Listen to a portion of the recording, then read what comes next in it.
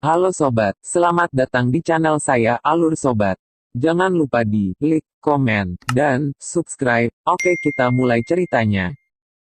3 hari kemudian, di daerah hutan tersembunyi tertentu di luar kota Daling, seseorang yang mengenakan jubah hitam perlahan berjalan keluar. Dia mengangkat kepalanya untuk melihat orang yang sesekali lewat di jalan utama yang bergegas melewatinya. Setelah menentukan arah jalan, dia mengangkat kepalanya dan berjalan menuju jalan utama yang menuju ke selatan. Kecepatan di mana orang berjubah hitam itu tidak secepat itu. Namun, jika orang yang penuh perhatian mengamatinya, mereka akan dapat menemukan bahwa setiap kali langkah kaki orang berjubah hitam itu jatuh, anehnya tubuhnya akan maju lebih dari 1 meter. Adegan itu mirip dengan teleportasi skala kecil yang terjadi, tampak sangat aneh. Orang berjubah hitam yang keluar dari hutan secara alami dan tidak diragukan lagi adalah Xiao Yan yang bersembunyi di dalamnya untuk memperbaiki pil obat yang dia butuhkan. Dengan bantuan Yao Lao selama 3 hari terakhir ini, berbagai pil obat pemulihan dan penyembuhan, yang telah habis, sekali lagi mengisi cincin penyimpanannya. Dengan jumlah pil obat yang cukup, Xiao Yan juga merasa jauh lebih lega. Di benua Douqi ini, orang seperti apa yang akan meninggalkan rumah mereka untuk bertualang tanpa menyiapkan pil obat penyembuh ini? Bagaimanapun, hal-hal ini digunakan untuk menyelamatkan nyawa. Jalan ini mengarah langsung ke perbatasan. Namun, ada 3 benteng militer penting di sepanjang jalan. Kita tidak perlu takut pada gubernur dari 2 benteng pertama, tapi 30.000 tentara yang kuat dikatakan ditempatkan di benteng terakhir. Selain itu, wakil komandan di sana adalah mantan penatua Sekte Awan Berkabut. Dari apa yang dikatakan orang-orang di rumah lelang primer, tampaknya dia dipanggil Meng Li. Kekuatannya ada di kelas Douling. Karena perintah buronan Sekte Misty Cloud telah mencapai kota Daling, saya pikir mantan tetua Sekte Misty Cloud ini seharusnya juga sudah menerimanya sekarang. Xiao Yan dengan lembut berjalan dengan kecepatan yang tidak cepat atau lambat, sementara tubuhnya anehnya berkedip di jalan utama. Namun, di dalam hatinya, dia berulang kali menghitung bagaimana berhasil meninggalkan kekaisaran Jiama. Saat ini, sulit bagiku untuk bergerak 1 inci pun di dalam kekaisaran Jiama. Saya takut Yun San akan menebak bahwa saya akan melarikan diri dari kekaisaran. Dalam hal ini, dia secara alami akan menempatkan fokus yang lebih besar pada pos pemeriksaan terakhir semacam ini di perbatasan. Mungkin saja Meng Li sudah lama menerima pesan khusus Yun San. Dari kelihatannya, ingin dengan mudah pergi dari sana mungkin sulit. Wajah Xiao Yan benar-benar tertutup di bawah bayang-bayang. Ketika dia memikirkan poin-poin yang merepotkan, alis Xiao Yan tidak bisa tidak merajut bersama. Tembok kota dari benteng perbatasan itu hampir sebesar gunung kecil. Pasti ada kekuatan besar pemanah yang berpengalaman dalam berkuda dan menembak di dalam benteng serta penghalang penginderaan energi khusus.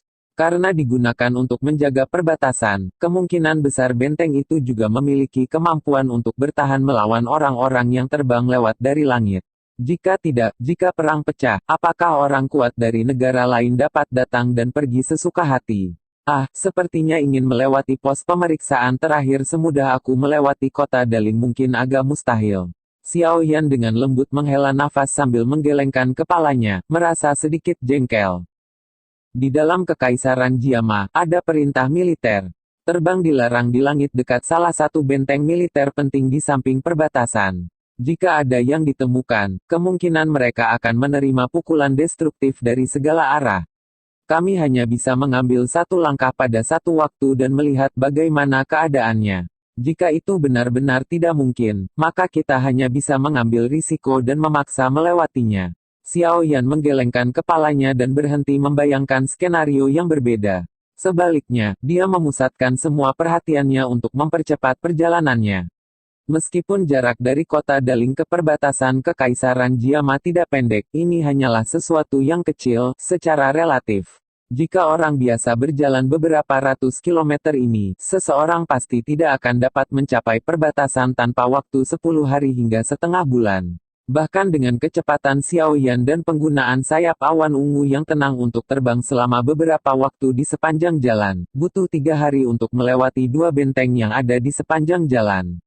Seperti yang diharapkan Xiao Yan, tidak adanya orang dari Sekte Awan Berkabut dalam eselon atas kepemimpinan dua benteng berarti bahwa Ordo Buronan, yang tidak diakui oleh keluarga kekaisaran, tidak ditempatkan di mana-mana seperti halnya di kota Daling. Pasukan yang ditempatkan di sana juga tidak terlalu memperhatikan perintah buronan. Hal ini memungkinkan Xiao Yan untuk berhasil namun sempit melewati dua benteng tanpa bahaya apapun. Meskipun dia telah berhasil melewati dua benteng, perasaan Xiao Yan tidak sedikit pun rileks karena ini. Ini karena dia tahu bahwa yang paling merepotkan adalah benteng besar terakhir yang dikenal sebagai Jalan Zengui. Sebagai benteng militer di perbatasan kekaisaran dengan tujuan untuk menakut-nakuti kekuatan negara lain, tidak berlebihan untuk menggambarkan pertahanan di sana sebagai jaring. Semua prajurit yang ditempatkan di sana benar-benar memiliki pengalaman medan perang yang berdarah dan berapi-api. Mereka jauh dari apapun seperti pasukan yang menjaga kota-kota di dalam kekaisaran, yang tubuhnya dilubangi dari gaya hidup mewah, dan tidak bisa dibandingkan. Benteng ini adalah garis pertahanan terakhir yang akan mencoba menghalangi Xiao Yan meninggalkan kekaisaran Jiama. Hanya jika Xiao Yan mampu keluar dari tempat ini, dia akan benar-benar menjadi seperti naga yang mengerumuni laut lepas atau elang yang membubung di langit. Tidak akan ada lagi yang mengikatnya. Oleh karena itu, kali ini, sangat penting untuk melewati celah ini. 2 hari setelah melewati benteng kedua, benteng besar itu, yang seperti binatang prasejarah dan raksasa yang berdiri di perbatasan kekaisaran Jiama, akhirnya muncul di depan mata Xiao Yan. Xiao Yan berdiri di atas lereng gunung dan menatap tembok kota besar yang hampir tak berujung. Dia sekali lagi merasakan suara bor teratur yang samar-samar dipancarkan dari tembok kota dan tidak bisa menahan untuk menghirup udara dengan lembut. Kekuatan puluhan ribu tentara yang bergabung dan kekuatan ganas yang menyerbu ke langit kemungkinan tidak akan pucat dibandingkan dengan formasi gabungan Sekte Awan Berkabut. Kebebasan seekor naga yang kembali ke lautan luas ada di sisi lain tembok kota ini. Namun, Xiao Yan sedikit babak belur. Benteng besar ini seperti harimau ganas yang tergeletak di jalannya, menghalangi jalan terakhirnya. Terbang dengan paksa tidak akan menjadi metode yang dapat diandalkan. Melihatnya, saya hanya bisa mencoba dan melihat apakah saya bisa menyelinap dengan kerumunan. Tatapan Xiao Yan menyapu jalan di bawah tempat sekelompok orang dengan kereta kuda itu datang dan pergi. Dia ragu-ragu sejenak, melangkah mundur perlahan dan akhirnya menghilang ke lautan manusia. Di jalan tanah kuning, sekelompok besar yang berukuran hampir 100 orang berbaris maju dengan kecepatan tinggi menuju benteng besar di ujung pandangan mereka. Sepanjang jalan, mereka membawa kutukan yang dibebankan ke surga. Dari pakaian terpadu yang dikenakan kelompok orang ini, tampaknya mereka milik perusahaan tentara bayaran. Memiliki 100 orang di perusahaan tentara bayaran berarti itu bisa dianggap sebagai perusahaan menengah di dalam kekaisaran Jiama. Karena Zengui pas dekat dengan perbatasan, suasana kacau di sini sangat disukai oleh perusahaan tentara bayaran tertentu. Mereka tidak suka mengambil rute aman untuk berburu binatang ajaib dan mendapatkan uang. Sebaliknya, mereka senang menjadi perusahaan tentara bayaran perang legendaris. Dengan kata lain, itu untuk membantu pihak tertentu dalam perang dan menuai imbalan besar atas bantuan mereka darinya. Meskipun hadiah semacam ini sangat besar, tingkat bahayanya juga sangat tinggi. Lagi pula, di medan perang penggiling daging semacam itu, beberapa ratus pasukan yang terbunuh jika mereka tidak waspada bukanlah sesuatu yang unik. Jika seseorang berjalan beberapa ratus kilometer ke timur benteng dan melewati beberapa negara atau suku kecil, seseorang akan dapat memasuki wilayah khusus yang terkenal di seluruh benua sebagai wilayah pojok hitam. Di sini, karena geografinya yang khusus, itu hampir merupakan daerah paling kacau di seluruh benua. Orang kuat yang tak terhitung jumlahnya dari semua negara akan melarikan diri ke sana dan membuat aturan yang paling barbar. Selain itu, selain manusia, ada banyak ras lain di wilayah ini. Itu bisa disebut benua mini dengan keragamannya. Tidak ada hukum yang mengikat siapapun di dalam wilayah sudut hitam. Ada satu aturan, hukum rimba. Dengan kata lain, itu berarti yang lemah menjadi mangsa bagi yang kuat untuk dikonsumsi. Yang lemah tidak memiliki hak di tempat seperti itu. Ini adalah wilayah yang sangat sederhana. Selama Anda mau, tidak akan ada yang menghentikan Anda bahkan jika Anda memutuskan untuk secara terbuka memperkosa seorang wanita di jalan. Tentu saja, prasyarat untuk ini adalah Anda lebih baik memilih pihak yang Anda perkosa dengan benar. Jika tidak, nasib Anda mungkin relatif menyedihkan. Di dalam Black Corner Region, seorang wanita terkadang lebih menakutkan daripada pria. Hanya ada satu alasan untuk ini. Mereka berhasil bertahan hidup di tempat ini. Selain itu, wilayah sudut hitam juga bisa disebut sebagai titik pertukaran informasi di dalam benua. Sejumlah besar informasi mengalir keluar dari tempat ini setiap hari. Setelah itu, akan ada banyak informasi yang akan mengalir dari dunia luar ke dalamnya. Terus terang, jika Anda ingin menjadi terkenal dan ingin terkenal di seluruh benua, wilayah sudut hitam dapat memberi Anda jalan pintas tercepat. Tentu saja, prasyaratnya adalah Anda harus memiliki kekuatan dan modal yang cukup. Jika tidak, hidup Anda akan hilang bahkan sebelum nama Anda bisa meninggalkan tempat ini. Sebagai wilayah kacau yang terkenal di seluruh benua, wilayah sudut hitam juga cocok dengan reputasi ini.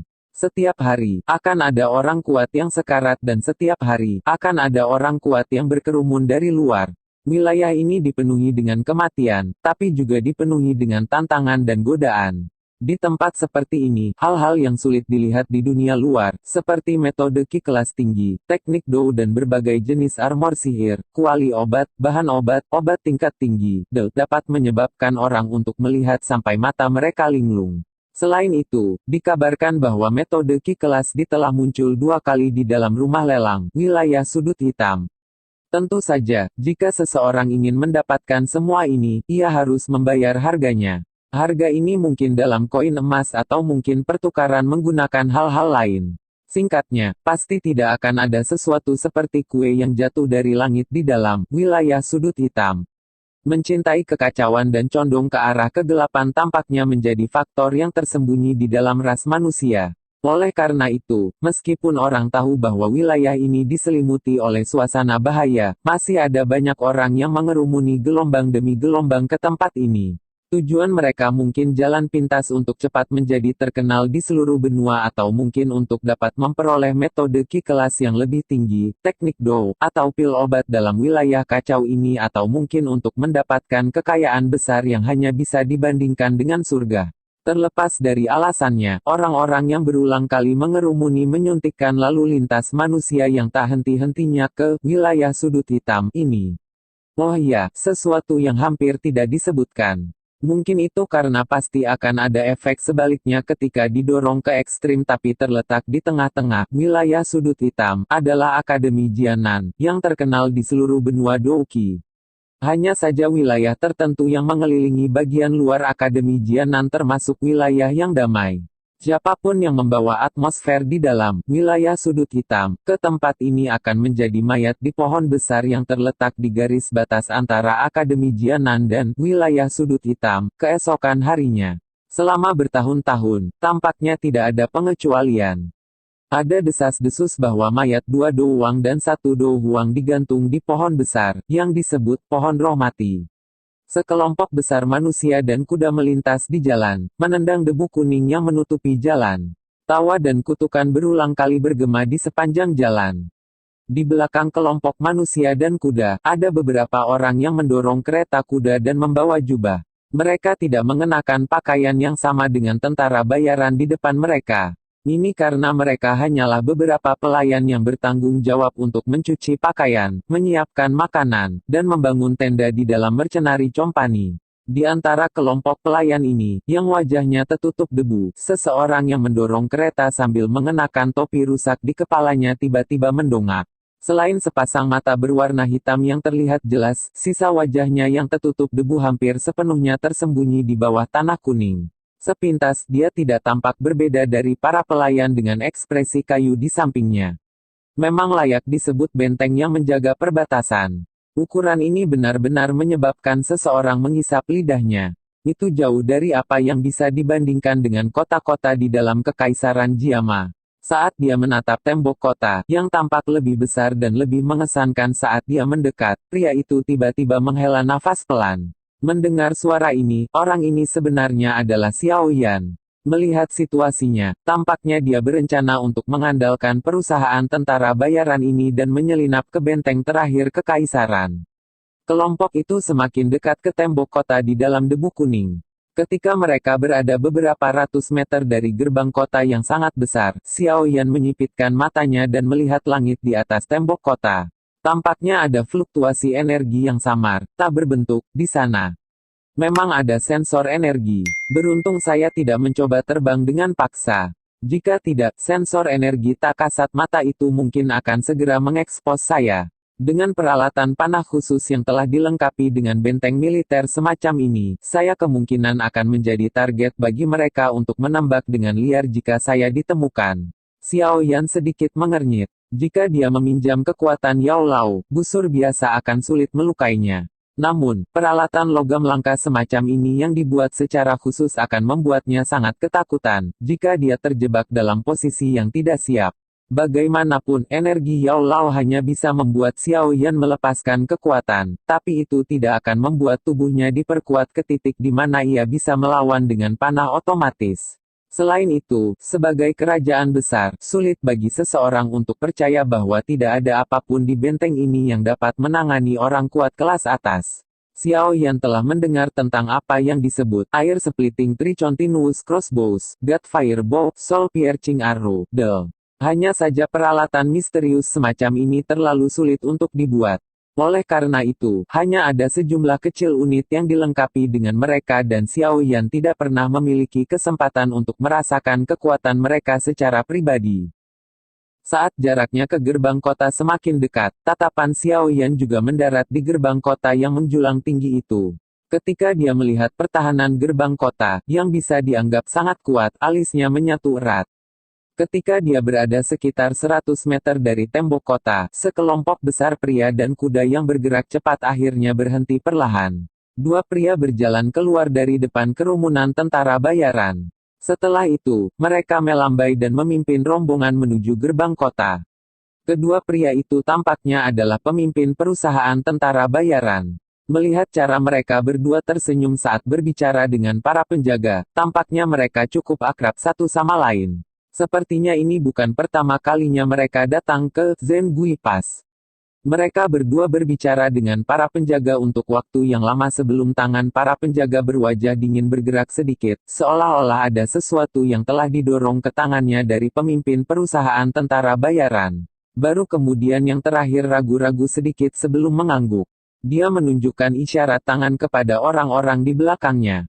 Barikade dan hal-hal lain di belakangnya dipindahkan ke samping. Melihat bahwa para penjaga sebenarnya tidak menggeledah perusahaan, Xiao Yan tidak bisa menahan diri untuk menghela nafas lega. Tubuhnya yang tegang juga menjadi jauh lebih rileks. Tangannya yang dipenuhi keringat memegang pegangan gerobak dengan erat saat dia buru-buru menundukkan kepalanya, mendorong gerobak dan mengikuti rombongan saat mereka berjalan menuju terowongan di bawah gerbang kota. Namun, ketika kelompok itu hendak masuk ke terowongan gerbang kota, tiba-tiba terdengar teriakan dingin dan keras, menakuti kelompok di depan sampai mereka buru-buru berhenti. Siapa yang membiarkan mereka sembarangan memasuki kota? Saat teriakan itu terdengar, suara dari banyak baju zirah yang bertabrakan tiba-tiba bergema dari pintu masuk kota yang gelap dan hitam. Sesaat kemudian, lusinan tentara elit bersenjata lengkap memegang tombak panjang di tangan mereka dan memblokir gerbang kota. Seorang pria muda dengan wajah gelap dan serius perlahan berjalan keluar dan melirik perusahaan tentara bayaran dengan cara yang gelap dan dingin. Ini Tuan Muda Mengla. Saya belum melihat Anda selama beberapa bulan, tapi penampilan Anda benar-benar menjadi semakin kuat. Melihat perusahaannya diblokir, pemimpin perusahaan dari perusahaan tentara bayaran itu buru-buru keluar. Ketika dia melihat pria muda yang gelap dan berwajah serius itu, sebuah senyuman buru-buru muncul di wajahnya saat dia berbicara dengan cara menjilat. Banu, cukup omong kosongmu.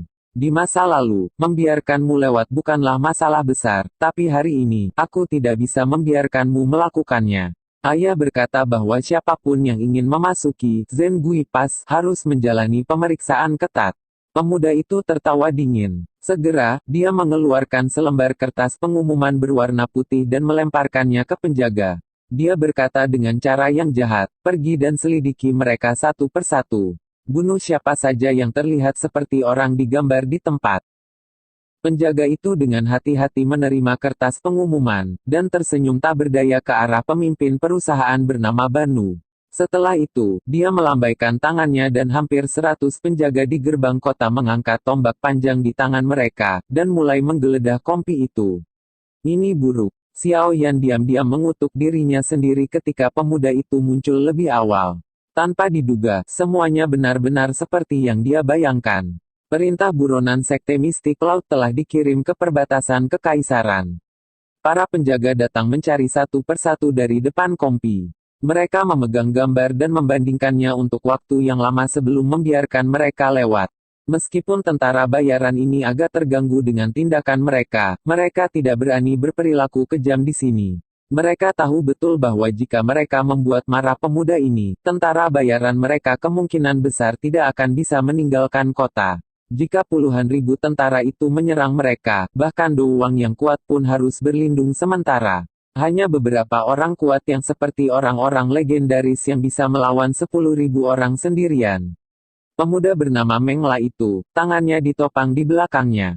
Matanya gitu dingin hingga seperti ular berbisa. Langkah kakinya melintas satu demi satu saat dia perlahan mengikuti rombongan dan berjalan turun. Tiba-tiba langkah kakinya terhenti. Tatapannya menyapu para pelayan, yang tubuhnya mengeluarkan bau apek dan wajahnya tertutup tanah kuning. Dengan suara dingin, dia berkata, "Bersihkan wajahmu." Rencana pemuda ini cukup dalam dan tidak memiliki kesombongan sedikit pun yang dimiliki tuan muda di dalam kekaisaran. Melihat bahwa Mengla sebenarnya tidak peduli tentang statusnya sendiri dan langsung datang ke sisi pelayan berstatus rendah ini, Xiao Yan tidak bisa menahan cemberut. Dalam hatinya, dia merasa bahwa segala sesuatunya sangat merepotkan. Jika mereka terus memeriksa dengan cara ini, cepat atau lambat dia akan ketahuan. Hasil untuk diekspos di tempat seperti itu tidak bagus. Mendengar tangisan Mengla, para pelayan dengan ekspresi kaku itu buru-buru menundukkan kepala dengan takut-takut. Setelah itu, mereka menggunakan lengan baju mereka dan dengan cepat menyeka kotoran kuning yang menutupi wajah mereka. Tatapan gelap dan dingin Mengla perlahan menyapu wajah para pelayan itu. Sesaat kemudian, dia menggelengkan kepalanya dengan sedikit kecewa. Dia baru saja akan menarik pandangannya, ketika matanya tiba-tiba terdiam.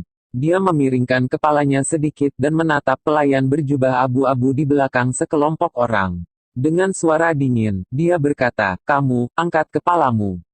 Setelah mendengar teriakannya, orang-orang di sekitar gerbang kota mengalihkan pandangan mereka. Para tentara bayaran juga mengalihkan pandangan mereka yang tercengang ke arah pelayan dengan status rendah ini. Pelayan berjubah abu-abu menghela nafas dengan lembut, dan hanya bisa mengangkat kepalanya. Wajah yang wajahnya ditutupi oleh tanah kuning menunjukkan sepasang pupil hitam yang acuh tak acuh seperti malam. Tatapan Mengla bersentuhan dengan pupil hitam pekat itu.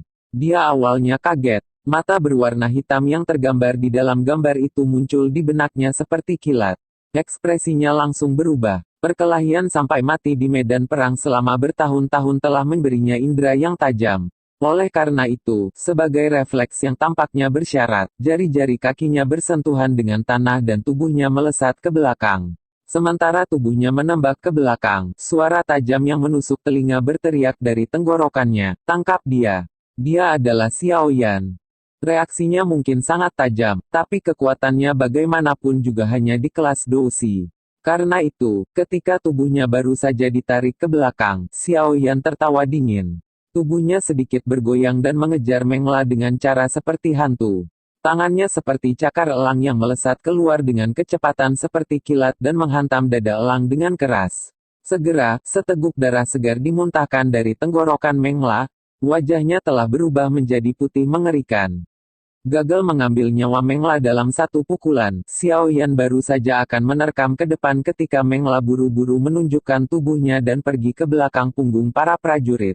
Itu benar-benar tidak normal bagi seorang Dousi untuk memiliki tubuh yang lincah. Cici. Lebih dari 10 tajam, tombak panjang yang membawa cahaya samar Douki dengan kejam menusuk ke kepala Xiao Yan. Rute tombak itu mematikan dan dipenuhi dengan aura pembunuhan. Mereka memang layak menjadi tentara yang pernah hidup di medan perang. Hanya tekanan dan koordinasi ini saja yang tidak bisa dibandingkan dengan tentara biasa. Xiao Yan memutar kepalanya. Meskipun dia telah menghindari tombak panjang, serangan Xiao Yan juga diblokir. Saat dia melihat para prajurit berkumpul bersama dengan tergesa-gesa, dia hanya bisa menyatukan alisnya dan menariknya agak jauh. Di luar gerbang kota, semua orang menatap perubahan sepersekian detik ini dengan wajah tercengang. Ini terutama ketika mereka melihat bahwa Meng La, yang disebut sebagai orang yang paling menonjol di antara generasi muda di Gui Meng Pass, terluka parah dalam satu serangan. Ekspresi di wajah mereka menjadi sedikit lamban setelah itu. Xiao Yan, dia adalah Xiao Yan. Xiao Yan yang membunuh Yun Leng dari Sekte Mistik Laut yang merupakan Do Wang. Tiba-tiba, ada seseorang dari dalam perusahaan tentara bayaran yang tiba-tiba berteriak keras. Segera, banyak mata berapi-api diangkat. Mendengar suara itu, tampaknya tidak terlalu serakah. Sebaliknya, itu mengandung rasa pemujaan. Saat teriakan dari tentara bayaran ini jatuh, lingkungan segera berubah menjadi kegemparan. Banyak tatapan yang berisi berbagai emosi yang berbeda menatap tajam pada Xiao Yan. Hal yang mengguncang kekaisaran Jiama baru-baru ini secara alami dan tidak diragukan lagi adalah masalah Xiao Yan yang menyerang Sekte Awan Berkabut. Menyusul masalah perintah buronan dari Sekte Awan Berkabut, hampir setiap warga di kekaisaran Jiama tahu bahwa siapapun yang dapat memberikan informasi mengenai Xiao Yan kepada Sekte Awan Berkabut akan dapat memperoleh metode Qi kelas Xuan untuk berlatih Do Qi. Metode Qi kelas ini setara dengan ratusan ribu koin emas di pasaran. Terlebih lagi, itu adalah situasi di mana ada permintaan untuk itu, tapi kekurangan pasokan untuk memenuhi permintaan itu. Hadiah yang murah hati ini sudah cukup bagi banyak orang untuk mempertaruhkan hidup mereka. Xiao Yan, Zhen Gui Pass, ini memiliki puluhan ribu tentara bersenjata. Anda tidak akan pernah bisa melarikan diri. Ekspresi Meng La membengkak ungu saat ia melirik Xiao Yan dengan cara yang kejam. Suaranya serak saat dia berbicara. Tuan Muda Meng La, saya ingin tahu sesuatu. Para prajurit di Zhen Gui Pass ini jelas milik pejabat kekaisaran. Kapan menjadi anjing untuk membantu bekerja untuk Mystic Cloud Sect? Saya pikir jika masalah ini dikirim ke keluarga kekaisaran Jiama, saya khawatir bahkan ayahmu akan dihukum berat, bukan? Xiao Yan menyeka kotoran kuning dari wajahnya. Tatapannya menyapu ratusan tentara elit yang menghalangi gerbang kota saat dia dengan dingin tertawa. Setelah mendengar tawa dingin Xiao Yan, para prajurit juga terkejut. Segera, mereka menjadi sedikit ragu-ragu. Menurut prosedur, mereka memang tentara milik kekaisaran Jiama, dan tidak ada hubungannya dengan Sekte Awan Berkabut. Perintah buronan itu tidak diakui oleh para pejabat. Dengan kata lain, menangkap Xiao Yan pada dasarnya adalah sesuatu yang ilegal. Pemuda yang berlidah tajam. Tepat ketika para prajurit ragu-ragu, tawa yang gelap dan dingin tiba-tiba terdengar dari dalam terowongan di belakang gerbang kota. Segera, seorang pria parubaya mengenakan baju besi perak melangkah keluar. Tatapannya dengan dingin menyapu Xiao Yan dan berteriak, "Saya adalah wakil komandan, Zhen Gui Pass, Meng Li. Anda telah masuk tanpa izin ke kota penting. Menurut hukum kekaisaran kami, Anda harus ditangkap. Saya menyarankan Anda untuk membiarkan diri Anda ditangkap tanpa perlawanan untuk menghindari rasa sakit pada diri Anda sendiri. Kamu Meng Li, anjing dari Sekte Mistik Laut itu." Tatapan Xiao Yan menyapu tubuh Meng Li dan merasakan nafas samar yang keluar dari tubuhnya. Dia bergumam dalam hatinya, melihat Qi-nya, dia seharusnya berada di sekitar bintang 2 atau 3 Dowling. Turunkan dia. Ekspresi Meng Li sedikit gelap dan serius saat dia tertawa terbahak-bahak.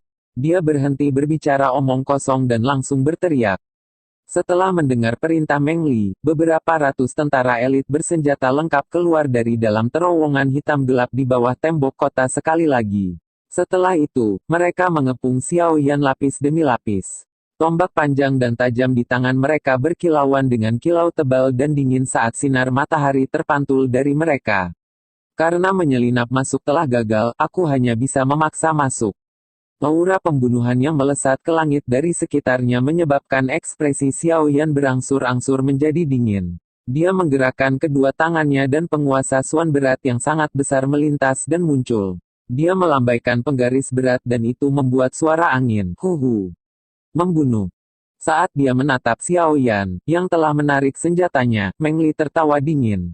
Beberapa hari yang lalu, dia telah menerima pesan Yun San. Menurut apa yang dikatakan terakhir kepadanya, Xiao Yan saat ini terluka dalam pertarungan besar di Sekte Mistik Laut dan tidak bisa lagi menampilkan kekuatan mengerikan yang dia gunakan untuk bertarung dengan Yun San. Hanya karena inilah Meng Li berani menyetujui perintah pembunuhan ini. Kalau tidak, bahkan jika dia diberi beberapa tingkat keberanian lagi, dia tidak akan berani memblokir Xiao Yan, bahkan dalam kondisi primanya. Lagi pula, orang kuat yang bisa bertarung dengan Dou Zong bukanlah seseorang yang bisa ditahan bahkan dengan menggunakan semua prajurit di dalam benteng ini. Semuanya berhenti. Sama seperti para prajurit itu, yang seluruh tubuhnya dipenuhi dengan aura berdarah, akan memulai serangan untuk membunuh. Teriakan keras tiba-tiba terdengar dengan ledakan. Segera, bayangan turun dari langit seperti pagoda besi dan menabrak tanah dengan keras. Dia mengguncang seluruh tanah sampai bergoyang. Tatapannya menyapu sekelilingnya dan akhirnya berhenti di tubuh Meng Li. Dia tertawa dingin, "Meng Li, Silver Armor Army, ku bukanlah orang-orang di bawah Sekte Mistik Laut. Jika Anda ingin menjilat Sekte Mistik Laut, ambil tindakan sendiri. Jangan memiliki khayalan bahwa Anda dapat menggunakan orang-orang saya untuk bertindak sebagai batu loncatan untuk diri Anda sendiri." "Muti, kamu." Melihat kekar, pria besar yang muncul, ekspresi Meng Li segera menjadi hijau saat ia marah berteriak. Tentara armor perak, mundur." Mengabaikannya, pria kekar yang dipanggil Muti itu berbalik, dan menangis ke arah para prajurit elit yang telah mengepung Xiao Yan di tengah-tengah mereka. "Ya, Tuan Komandan." Prajurit itu tidak memiliki keraguan sedikit pun ketika mereka mendengar perintahnya. Mereka mengeluarkan suara, "Sua," dan menyimpan tombak mereka. Suara mereka gitu teratur sehingga tidak ada gema sedikit pun. Mereka kemudian diam-diam menarik kembali ke terowongan gerbang kota dan tidak bergerak, seperti pilar kayu. Melihat aksi para pejuang ini, jelas bahwa orang bernama Muti ini memiliki reputasi yang jauh melebihi Meng Li. "Kamu dipanggil Xiao Yan, kan? Haha, anak kecil, kamu punya keberanian. Dalam bertahun-tahun, Anda adalah orang pertama yang mempermalukan Sekte Mistikot sedemikian rupa. Jika saya tidak didikte oleh status saya akan mengundang Anda untuk minum-minum dengan saya." Pria besar, yang seperti pagoda besi, tertawa terbahak-bahak ke arah Xiao Yan. Tawanya seperti guntur. "Terima kasih, Komandan Muti." Situasi, yang tiba-tiba berubah menjadi lebih baik, menyebabkan Xiao Yan terkejut.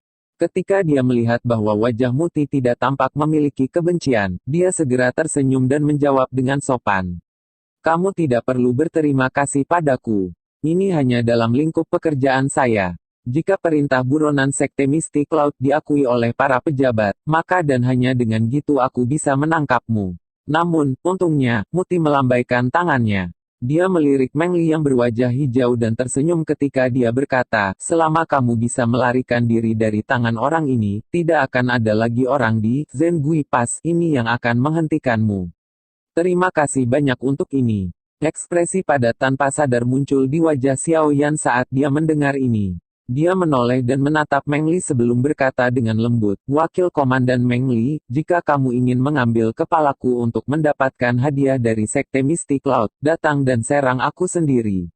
Bajingan kecil, betapa sombongnya. "Hari ini, saya tidak percaya bahwa saya tidak dapat menyelesaikan tubuh Anda yang terluka ini." Wajah Meng Li bergantian antara hijau dan putih. Dia tidak berpikir bahwa dia benar-benar akan terlibat dalam masalah ini. Sejujurnya, di dalam hatinya, dia sedikit takut dengan taktik yang digunakan Xiao Yan. Bagaimanapun, bahkan orang kuat seperti Yun Leng telah mati di tangan Xiao Yan.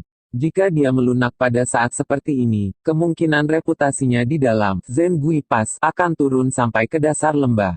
Oleh karena itu, meskipun dia merasa tidak yakin di dalam hatinya, dia hanya bisa mengeraskan kulit di kepalanya dan melangkah maju.